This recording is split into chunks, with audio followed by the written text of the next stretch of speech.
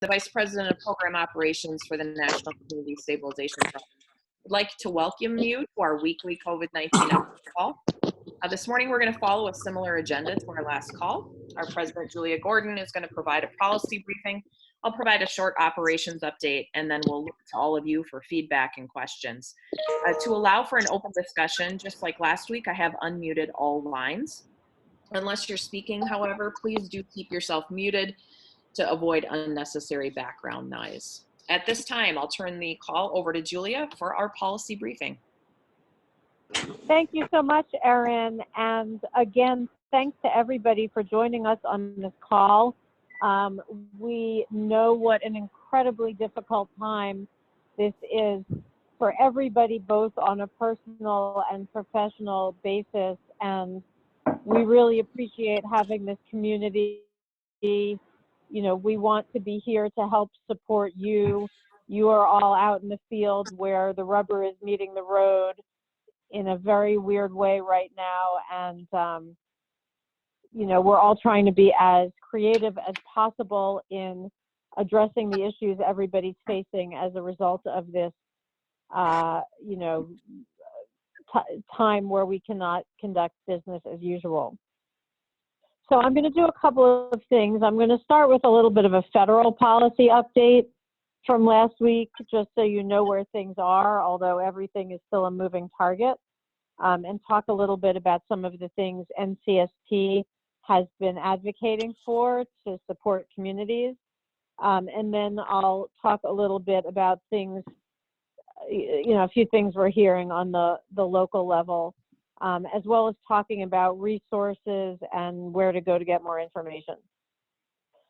So I'm going to start with the federal policy update. I think everybody is probably aware that the goal today is to pass a Senate bill that will be a very comprehensive emergency stimulus bill. That I have seen a draft of that. Nobody exactly knows how final that draft is or what's happening with it, and there's a lot of rumors swirling around. So I'm just going to give some high-level points of things that might be relevant to you. It is a you know, it's hundreds and hundreds and hundreds of pages of legislative text. So really the only things I was able to look at, because it just came out a few minutes ago, was just by word searching a few things. So it does look like the foreclosure moratorium that's been announced by the GSEs and HUD and the other government agencies will be sort of cemented by this legislation. It looks like the legislation will call for a foreclosure moratorium of at least 60 days, starting as of last week, I believe. And something that NCST has worked very hard to get into the bill, and the draft I saw had it in, although no promises, is to exclude vacant and abandoned homes from the foreclosure moratorium so that those can continue to flow through the process and not blight neighborhoods while this is happening. You know, that's something that's a lesson we learned in the last crisis. By way of home ownership and loss mitigation assistance to homeowners, right now, almost every channel of mortgage lending has instituted a program to provide forbearance for borrowers who can't make their mortgage payments due to something having to do with the coronavirus. It looks like there will be something about that in this bill. I don't know what. It may not be as good as what the GSEs have already announced, but we will keep an eye on that for you, because obviously the worst thing for our communities would be to have millions of foreclosures again. So we're doing our best for that not to happen. On some other programs that are relevant, I wasn't able yet to find a specific CDFI bailout, though something might be in there. But there are quite a lot of provisions with respect to Small Business Administration lending and with respect to this wage replacement lending that they're doing, where I did see that nonprofits are explicitly included. So there may be a bunch of resources out there that you can access from an organizational level. And again, lots of people are working to figure out what those resources are and how you'll be able to access them.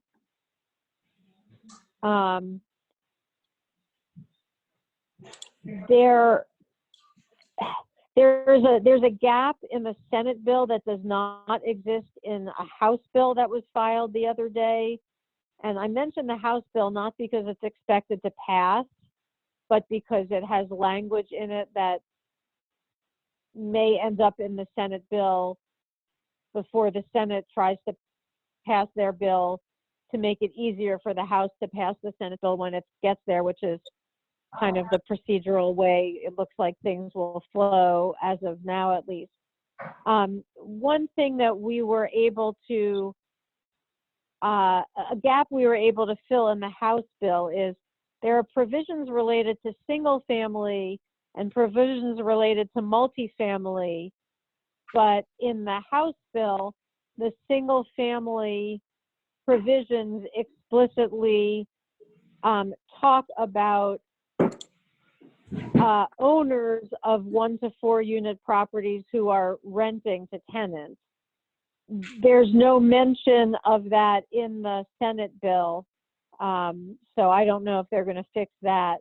But there are provisions in the Senate bill now wherein for multifamily operators, which I know applies to some of you as well, if you receive a forbearance on a mortgage loan, then there is a prohibition on evicting tenants and some other related provisions like that. Right now, unclear how that applies to the single family rental community. So I'm gonna stop there in terms of what's in what I think might be in the Senate bill and take any questions on that. Any questions? No. And Welch is gonna be on here. He'll be asking the first question. Fucking that's a pain in the ass. Okay.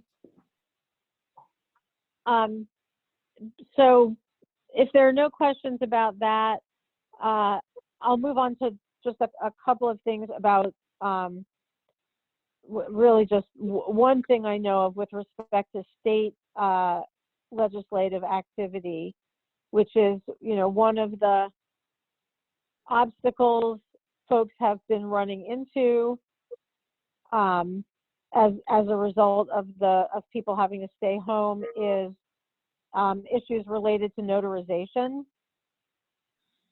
New York has issued an executive order on notarizations, allowing for virtual notarizations. I don't know how many other jurisdictions have done that, but that seems like something that will be very helpful in the real estate area. We are trying to collect any other either legislation or executive orders that Annual foreclosures, so our inventory's gonna dry up. I'd like to remind everyone that your lines are all unmuted, and so we can hear things unless you mute yourself. Just a quick reminder. Thank you. Can you hear me? I can. Oh, it says unmute. I don't know why. Let me shut it off. Thanks, Tom. All right, Julia. So we would, as we go on in this call, we will be very interested in hearing about any state or local policy initiatives, whether it's legislation or regulatory or executive order, that is helping keep real estate deals flowing in any way. The last thing is I just want to mention about resources. Many organizations are putting resources up on their website. NCST has started a resource page that we are trying to build on. There are a number of other great resources out there. We're going to try to add them to the page. But, you know, all of the major secondary market actors seem to have information up on their websites. HUD, USDA, and VA have information, although it's not always as clear and easy to find. And the National Consumer Law Center, which, you know, we'll have a link to on our website, has a good deal of links if you're trying to find out what's happening with respect to assistance for homeowners. So I'm going to stop there and take questions.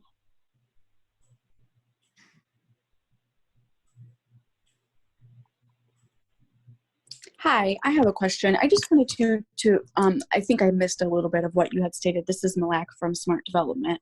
I had a question about when you mentioned, although it's not clear yet what was included in the stimulus that is about to pass or just passed or being in negotiations right now, did you say that it does include vacant homes that they or investor type, like for example, the homes we purchased from NCST for the moratorium for, or did you say that you weren't sure if it's still in there or not?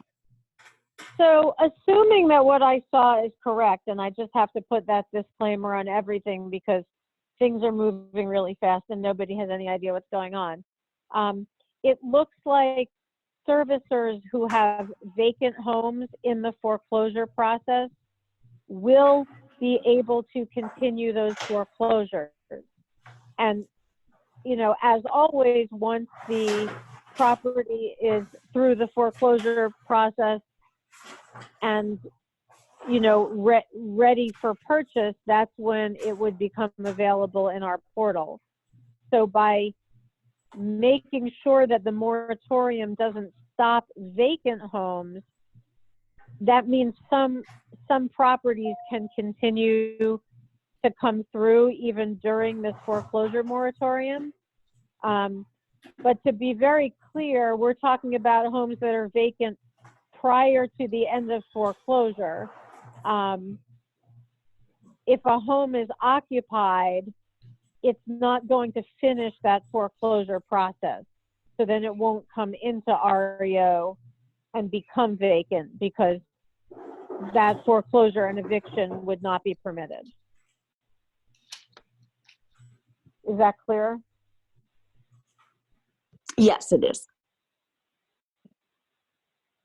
Hi, this is Stephanie Quick with Renew Indianapolis. I guess along those lines, for those properties that if they do become available, and even for those that are currently in the pipeline with closing scheduled, will any consideration be given to those entities who are in gear to close on properties through REO currently, and pushing the closing dates out, I don't know, maybe as far as possible, as some of the not-for-profits look at their cash flow and determine what's best for the organization over the next 60 to.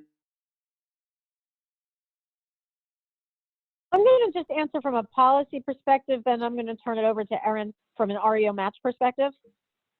From a policy perspective, I'm trying to get a handle on what local jurisdictions can do to make closings easier to happen in this environment. So I will let Erin take the question from the perspective of REO match. And Erin, I don't know if you want to hold that over until you give more of an operational update. Yeah, Julia, let's see if there are any more policy questions for you, and then I'll touch on all things operations.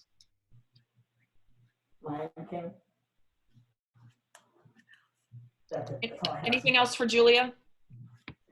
Question. Let's assume that during this moratorium that a servicer or lender does foreclose on a family. Is there a hotline that we can call? Is there, an entity that we can, communicate with regarding this? So I wish there were such a hotline on a national basis. There isn't.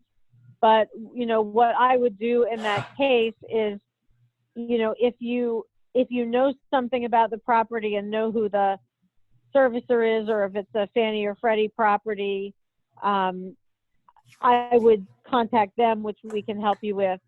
But generally speaking, if you see something like that, it seems, it seems unlikely the local sheriff's office is going to do this. If that happens, I assume the best thing to do is call your attorney general's office. And that's all good, but by the time anything is done, these families can, at least the servicer or the REO agent or whoever the asset is assigned to, can start the eviction process. Another question. I personally, if I saw law breaking going, somebody has to mute themselves.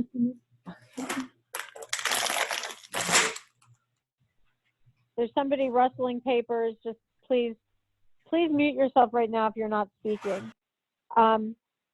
I think if anybody sees what they think is an illegal eviction going on, and they think it's like,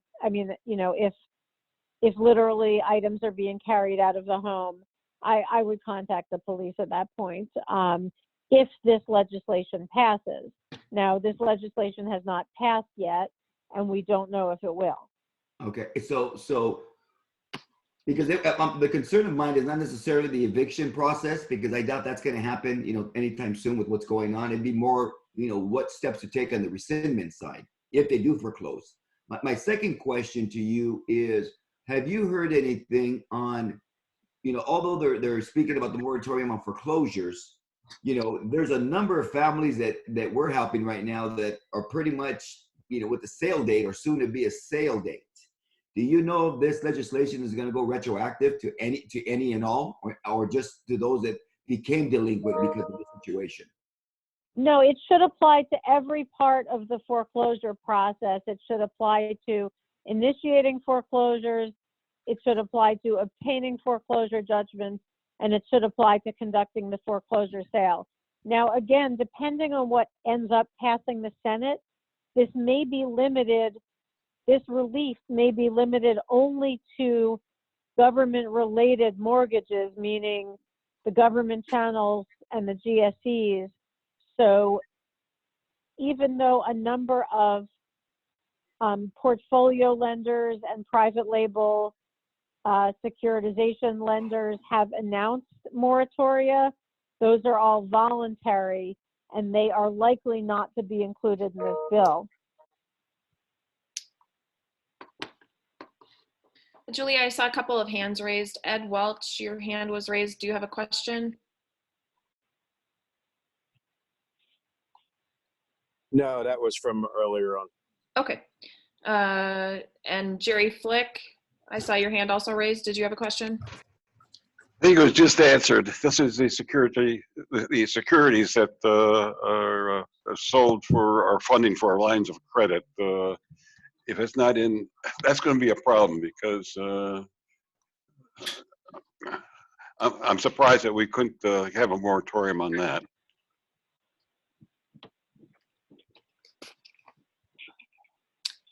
Say more about that. Okay. Excuse me? Jerry, can you say more about that? Let me go back on it. Our funding is through the Wall Street securitization of our line of credit. And as you just said, that may not be included or is not included in this bill that's going to be passed. that's going to be really a hardship for all of us that finance our houses or acquisition.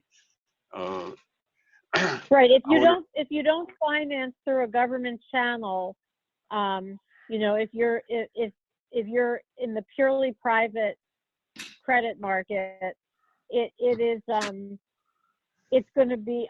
I still think in most places there will be the ability to get forbearance. It just won't necessarily be covered by the legislation.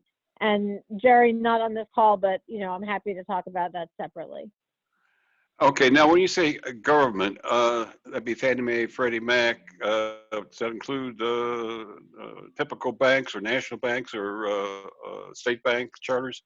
So thanks for reminding me to mention that. The bank regulators have all issued guidance to their banks. And again, this is just guidance, which is not the same as doing a rulemaking, which obviously would take longer. But the guidance recommends that they offer forbearance. So if you're working with, say, a national bank, a lot of the national banks and regional banks have already made announcements. So I would check, for all of you, I would check the web pages of any bank or other financial institution that you work with to see if an announcement has been made. Okay.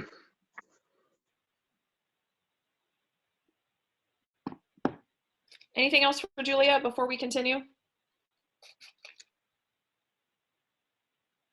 right, great. I'll go ahead and provide a quick operations update. So based on feedback during last week's call, we did work with our seller partners over the last several days to further extend timelines in REO Match. So first look at NSI properties now have extra time for both the initial interest and pricing review. So those timelines are double the standard. They will be reflected in the expiration dates in your portal. With regards to closings, our seller partners have been very willing to work with folks to extend those. The recommendation was made that no closing be extended earlier than the end of April, and all sellers have been very amenable to that. When we're setting initial closing dates, the sellers have also agreed to be flexible. So your asset managers, John and Jen, will work with you on both extensions and any kind of initial delays you want to put on closings. So please reach out to them directly to have those conversations. So we've also received questions about the Junk Monkey inspection process. At this time, unless it's not feasible from a health and safety perspective, their company would like to continue inspections with the following precautions. They will not enter a property where workers are present, and they will wear protective gear, including gloves for all inspections. All of these inspectors typically use lockbox codes to gain access to these properties. If you have any additional questions or feedback, you can reach out to me directly. Any additional operations kinds of questions before we open things up? Yeah, so I have a question about Philadelphia specifically. We have a stay-at-home order that was issued by the mayor starting Monday and is expected to get extended into April. I had reached out on one of the NCI First Look properties that came up really at the beginning of this COVID issues. And I had reached out to the realtor, and they're unwilling to do a inspection even by March 30th because of the stay-at-home order. And we're asking what's the provisions on the CST side for situations in Philly specifically if we can't go out and inspect. Absolutely. So great question. We will absolutely get those extended. We had worked with our seller partners originally to make sure that inspections were extended to the 30th of March. It's obvious based on what's happening in various jurisdictions that those inspections will need to be further extended. The one thing that I will tell you is we're also hearing from our seller partners that valuations are not being done. So if you can't get into the property to inspect, the valuations folks also can't get in to do their work. As such, pricing is going to be delayed. You will have the time that you need. And please do reach out to us directly on that property to make sure that it's not removed from your portal. Thank you. Absolutely. Thanks, Taya. Additional questions? It looks like we maybe have some hands raised. Yes. Uh, Tracy Syfax in New Jersey. I have one question in reference to private funding. If we have closing set up, of course, funding is going to get tighter. If we have to cancel one because of funding, how does that reflect on our performance record with NCST? Yeah, great question. So, you know, certainly this is an uncertain time for everyone. We understand that there may be some property fallout. Certainly my preference would be that we extend those closings as opposed to cancel them. However, we certainly understand that in certain situations, those will need to be canceled. We would not look at that unfavorably, but like I said, my first suggestion would be let's extend those until we have some clarity about what's happening with funding. But please do reach out to our team directly to have those conversations, and we will work with you. Thank you. Additional questions? Stephanie, quick, it looks like your hand is raised. Yes, just to clarify, I'm sorry. I know the young lady from the East Coast mentioned that they're on a moratorium until the end of March, but you did say that that the NCST or Rio representatives are willing to work with us to extend closings to no earlier than the end of April. Was that correct? That's correct. Okay, thank you. And certainly, I think this probably goes without saying, if you're able to close, close. But we know that in a lot of places, that's not possible right now. So we want to work with you through that. Tracy, is it Syfax? Yes. Okay. Oh, I need to lower my hand. I asked the question already. Sorry. Oh, okay. Sorry, Tracy. Nope. Jerry Flick, looks like you have a question. Yes, I'm just going on some logic here. If we ask for a moratorium from a lender because of lack of cash flow and people being home and we don't have the cash flow coming in, then we get an offer to buy a house, that lender is going to be very hesitant in making another loan when we are on a moratorium on the ones he already holds. I anticipate that problem to occur very shortly. We're certainly, go ahead, Julia. Yes, I mean, I don't, I think that this is going to be, I think everybody who's operating by receiving individual loans for individual property purchases is going to have to deal with this, because lenders don't tend to make loans to people who are saying they don't have the means to pay them back. So again, you know, we can talk more offline, but you know, most of what I talked about with respect to forbearances is specifically for mortgage loans. So if what you're getting is not a mortgage loan, there aren't necessarily the same, you know, what I said about mortgage loans doesn't necessarily apply. See, I told you. But the problem we're going to have is we don't know what's going to happen to valuations. We don't know what's going to be sold right away, and the market has evidently dropped off tremendously. So we may have cancellations coming up in our sales, which can cause a lower valuation. So these are the things that we're facing. And it's going to be very similar to the Great Recession we went through. I mean, that's what I anticipate. Correct. Right, that's absolutely true, and that's why the stimulus bill is trying to aim at all levels of this and trying to provide emergency grants and loans to businesses and nonprofits operating in, really the full range of industries in this country. And hopefully that will quickly become clear what is available for anybody running a business at this time. Has anyone explored the possibility that the sellers will take back the mortgage during this crisis? on the, so we don't have to go to private sources?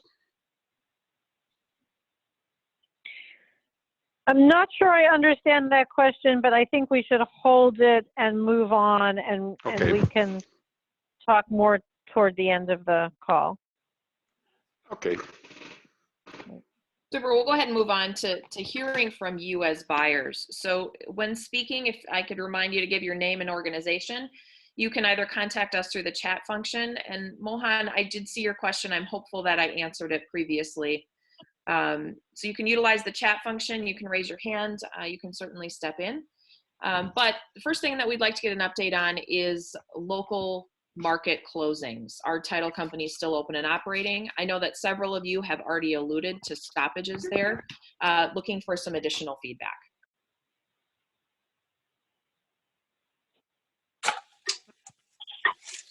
In Cuyahoga County, all the title agencies are still open. We're still doing closings. Thanks, Kim. This is Mike Mader with Affordable Housing Corporation. In Lake County, title companies are still doing closings, but they only allow the buyer and their attorney in. Thanks, Michael. This is Deborah from the Port and Herc in Cincinnati. Title companies here as well, but they are just allowing the buyer and the attorneys and the seller in the room. Great. Courtney, it looks like you're still closing as well.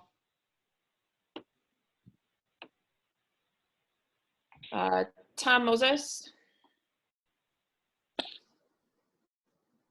Tracy Syfax from Trenton, New Jersey.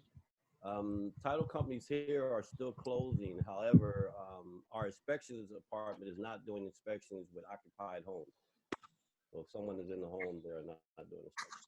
Did you hear me? I can hear you now, Tom. All right, I'm sorry. I'm obviously not good with this phone. The issue we've run into is title companies are open working remotely, but I've had two issues where the townships are closed. We can't get tax certs or anything like that.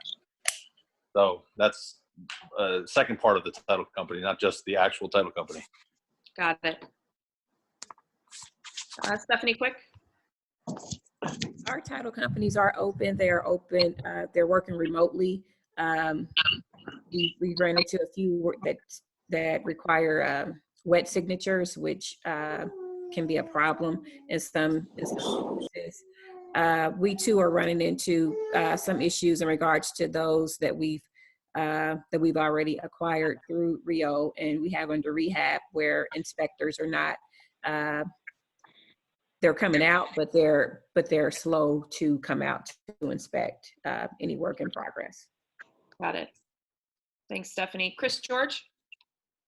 Hi, Chris here, New Hope Community Development out of Detroit. Our governor just put us on a lockdown until April 13th, and there's still some uncertainty as far as how appraisals will be handled. We don't know yet if appraisers are going to be going out into the field.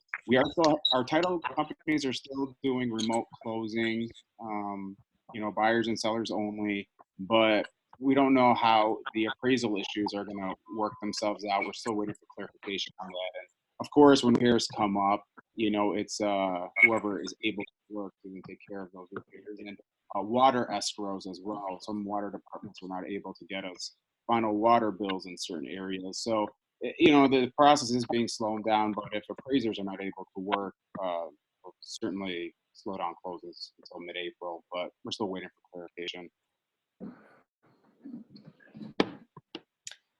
Thanks for that, Chris. Stephen Torcell.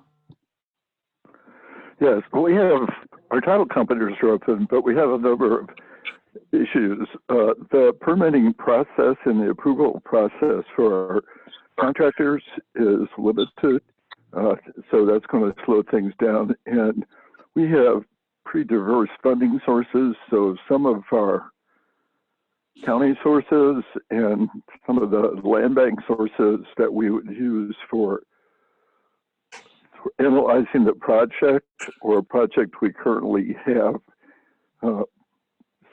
ready to close. Some of those funding sources have become uncertain. So if I understood your earlier comments about that we should request some sort of an extension until we can clarify those. Would that be correct? Yes, absolutely. Okay, thank you. So that was a perfect segue into financing. Get an update from folks on the financing front. Specifically, we're wondering what you're hearing at the state level on emergency business loans.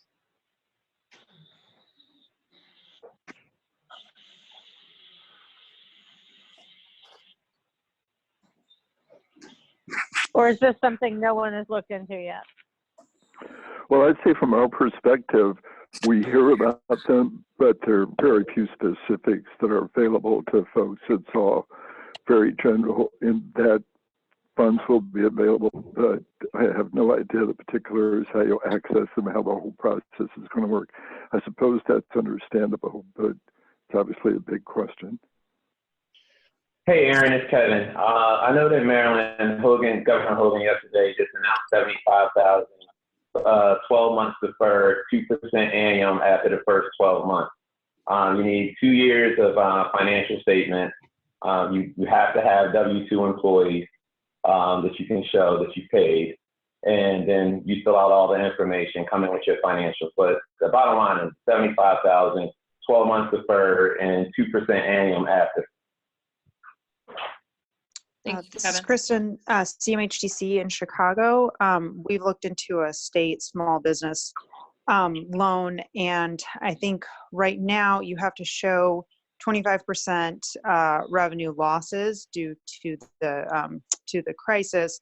So we're waiting. We're a affordable housing owner operator. We have to wait until our financials come in for all of from our property managers for all of our buildings. We have 700 plus affordable units. So we're waiting to see if we'll meet that 25% revenue loss threshold.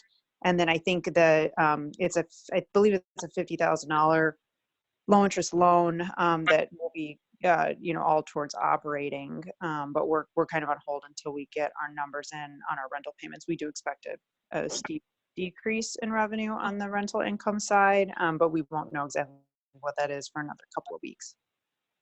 Thank you, Kristen. Additional feedback on financing?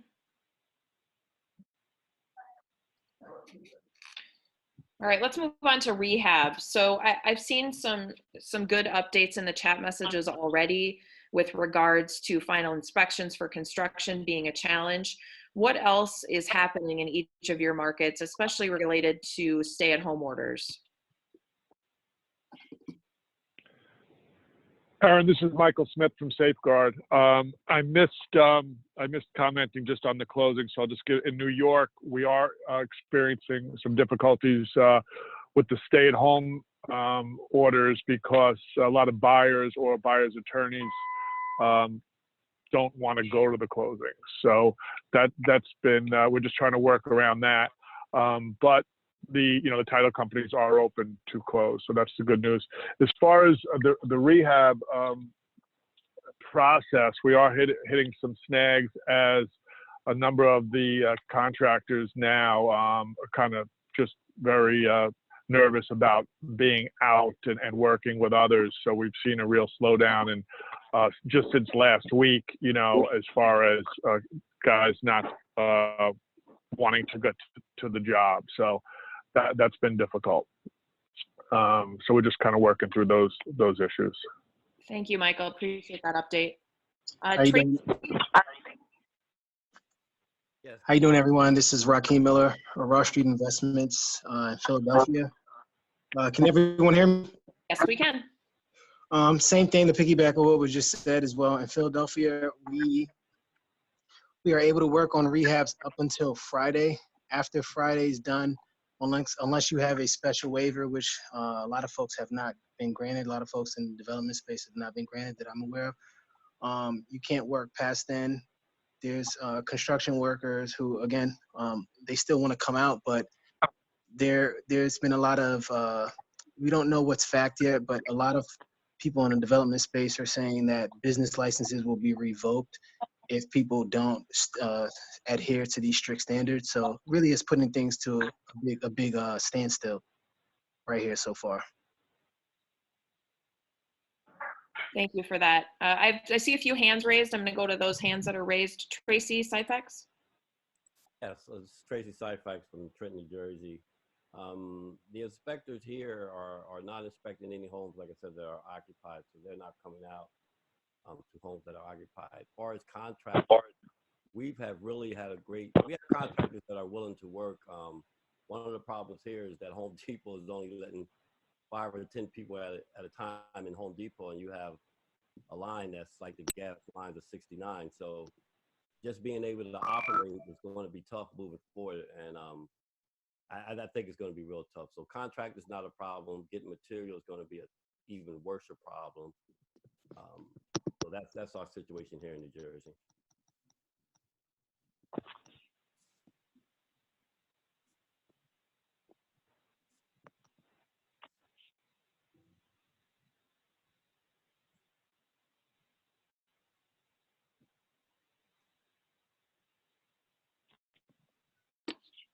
So are we still connected? Yeah. My apologies. Aaron? My apologies, all. I'm back on Zoom. The benefits of working from home, Zoom quit unexpectedly. Was Tracy able to provide feedback? Yes, you are. Okay, great. Courtney Schneider? Yeah, hi, this is Courtney with County Corp in Dayton, Ohio. Can you hear me okay? Absolutely. Okay, great. So our county is still performing building inspections on vacant units, but obviously they don't do any in-person stuff. The city of Dayton has shut down their permanent office. And then as far as construction crews go, we've noticed about a 50% reduction in people who are actually working right now. So we've really struggled locally with some construction crews. Thank you for that. Don Patterson?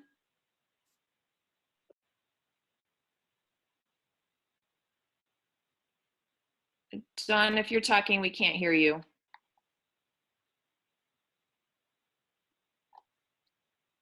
We'll go ahead and move on and come back to Don. Stephanie Quick?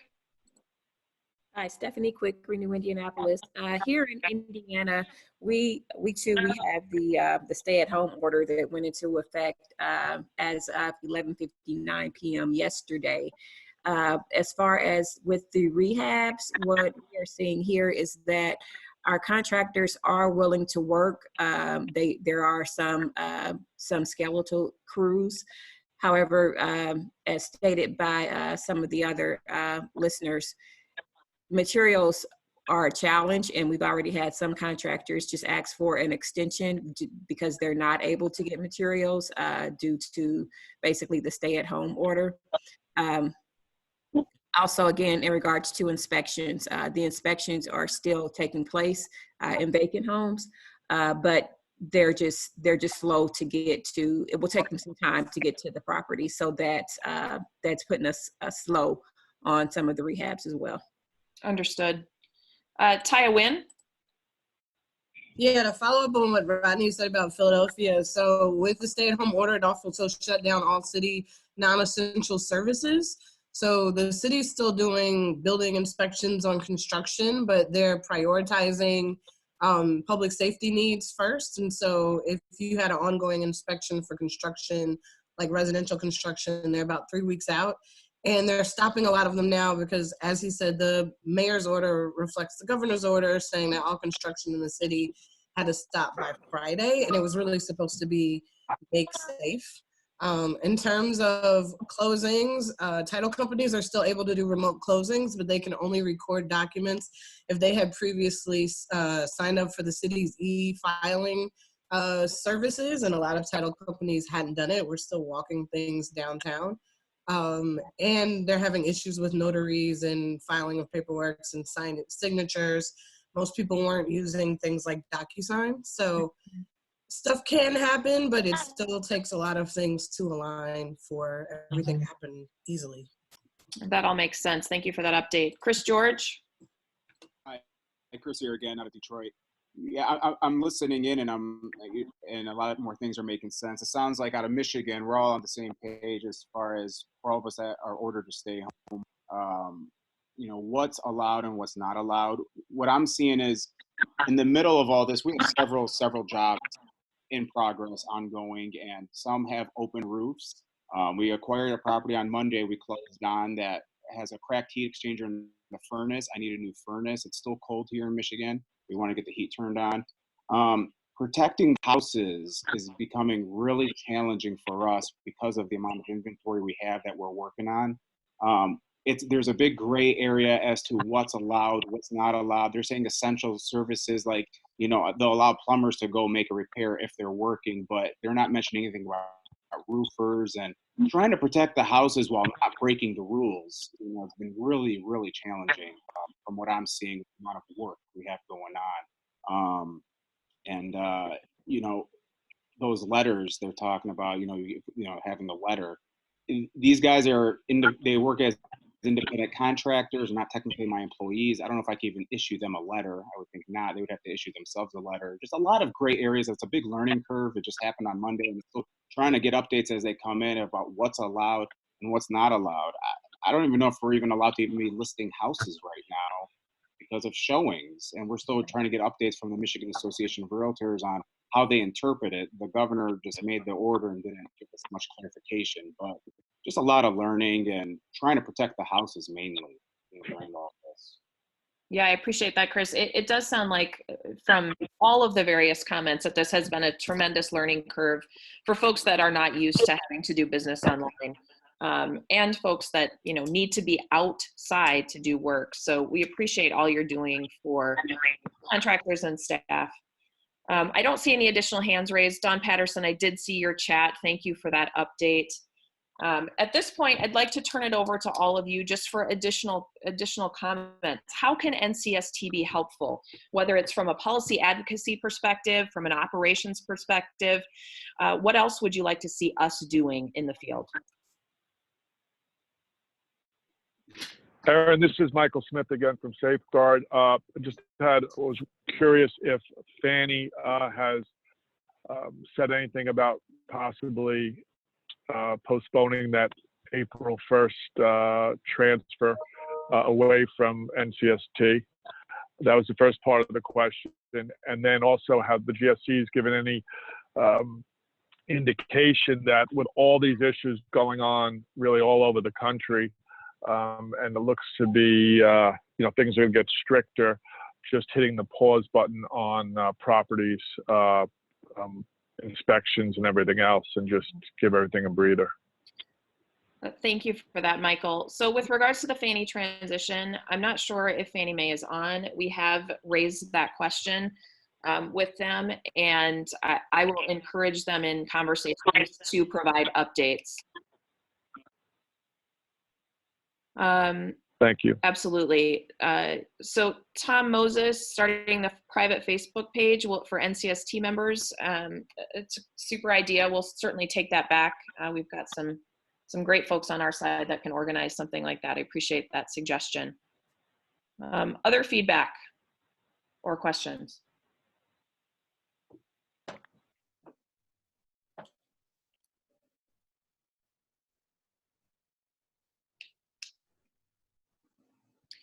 Julia or Raquel, do you have, I see a hand raised, excuse me. Carlos Massive. Hello. Hey everyone, this is Carlos Massive, Northwest Holdings out of Philadelphia. I guess the question I have is for deals that are already under contract. With this COVID situation kind of taking place and us not knowing, how it's going to impact the market or how long it's going to last. I just wanted to ask, has there been any discussion about, us having the capability to the seller and asking for, some sort of price reduction to reflect the possible risks given the situation? So it's a good question. I would say we'd need to take those on a case-by-case basis. We can certainly have that conversation. Don Pietroforte and Jen Hennemith could have that conversation. I certainly cannot provide any guarantees. But, we can take a look at it on a case-by-case basis. Okay, thank you. Thank you. Other feedback? Or Julia, Raquel, anything to add? Getting back off his last comment about the pricing, it's a great question, really. it's in a matter of just a couple weeks, you know, pricing from a couple weeks ago versus today are, you know, two different things, and so much uncertainty where the market's going. It is something I think, you know, all buyers are thinking about, you Right. know, and, you know, trying to get a grasp on where this market is going, you know, it's something that needs to be brought up. And hopefully, hopefully they just realize it and they can come down themselves. But there's so many offers that are coming in that are based on a really strong market, and hopefully it stays strong, but we don't know where it's going to go. It's one of those question marks. Absolutely, Chris. We're in regular conversations with our seller partners. We will absolutely add this as a discussion item for the coming days. Great, thank you. Hey, Erin, it's Raquel. Can you hear me? Yes. Yeah, I would just say that, you know, as folks continue to get information, especially on state-by-state initiatives, I'm certainly trying to do the best I can, and Don and Chris as other members of the CDM team related to state-specific emergency loan funds, anything like that that can help the larger group. We'd like to keep getting that information and pushing it to our resource page. Super, thanks, Raquel. Julia, would you like to close us out? Well, first, I just want to thank everybody again for being here. Everything we've heard from you today is so very helpful to have you as our eyes and ears out there. And we will be taking this all in, taking your suggestions, trying to roll out both more ways for us all to be in touch with each other. And, you know, most especially as you see things happening that are helpful, if you can let us know about them so we can see if those things can be replicated elsewhere, whether it's, you know, like the New York person that I got the executive order on notarizations from, or anything like that, please share with us. We'll share on our resource page. Our CDMs will be able to share out to you as you have your regular conversations. So I'm hoping we can just all use this time of being separated physically to be more united virtually than we ever have been. And I think that's all I've got. We are all available to you, you know, by phone and email, and working normal hours. So just keep us posted. Thank you for that, Julia. Just a reminder, we will continue these calls weekly, same time, same place. The recording of this call will also be available as early as tomorrow morning. And please do share with others in our community that we are holding these weekly calls. This information is very important. Thank you so much for joining, and have a wonderful day. Thanks, you too. Thank you. Thank you. Thank you.